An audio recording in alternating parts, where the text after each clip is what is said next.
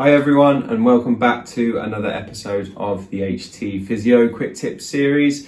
My name is Harlow and I'm the Over-Fifties specialist here at HT Physio in Farnham.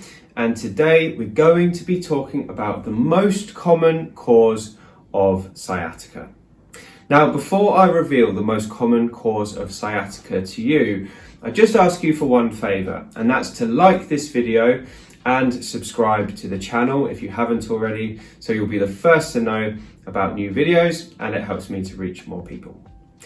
Now that that's out of the way, let's talk about the most common cause of sciatica. So sciatica is a condition or a problem which causes nerve pain in the leg. And the word sciatica simply means nerve pain in the leg.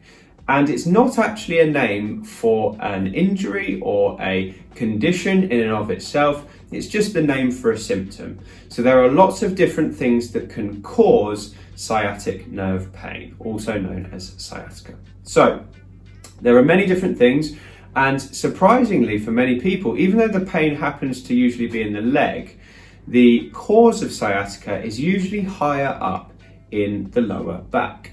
And there are a number of things that can go wrong in the lower back which can lead to sciatica, but there's one that is by far the most common, and that is a disc bulge, okay? So the discs are tough pieces of cartilage which sit between the vertebra in the spine. I'm going to show you on my spinal model here. So this is the spine, and you can see we've got the pelvis here, we've got lots of these vertebral bones that go all the way up, so these are called the vertebra.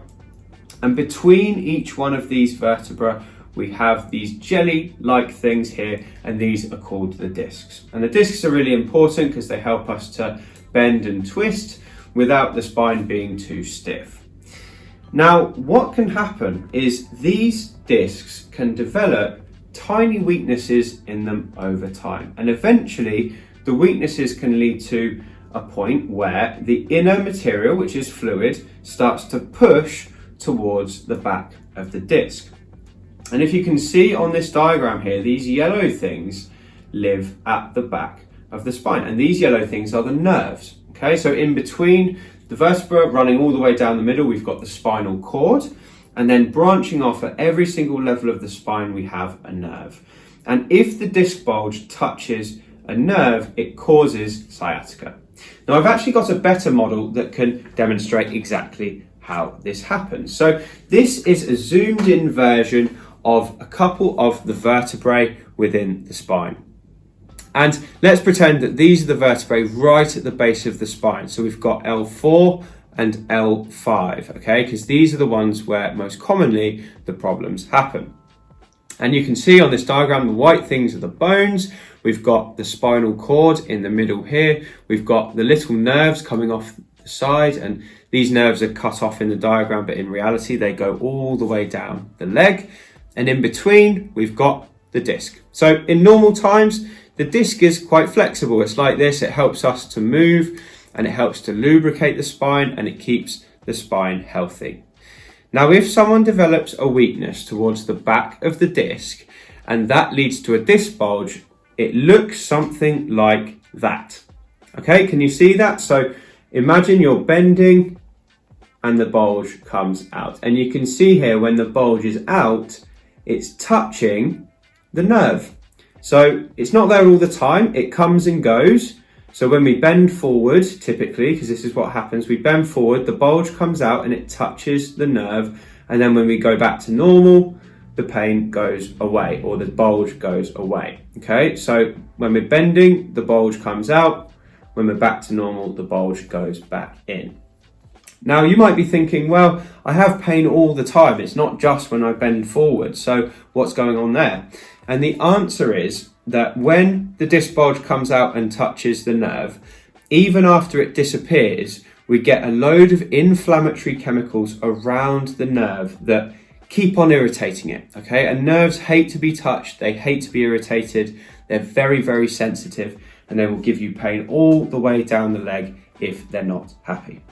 So that's how a disc bulge works. It's typically worse for people when they bend forward. In some cases, it can be worse when people lean back, but in 90% of cases, it's bending forward and sitting on soft chairs, which also increases the bulge.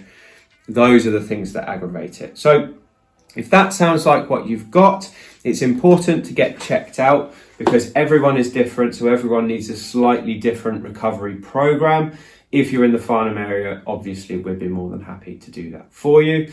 But I hope that's made sense. 75% of cases of sciatica are caused by disc bulges. The good news is for 90% of those people, it does get better. Sometimes it can take a fair bit of time. Some people we work with have been suffering for 6 weeks, 12 weeks without any improvement. But then after they start treatment, it can improve reasonably quickly. Others, unfortunately, it can go on for even longer, but those cases are rarer. And if the right things are done quickly, it has a much better chance of getting better as soon as possible.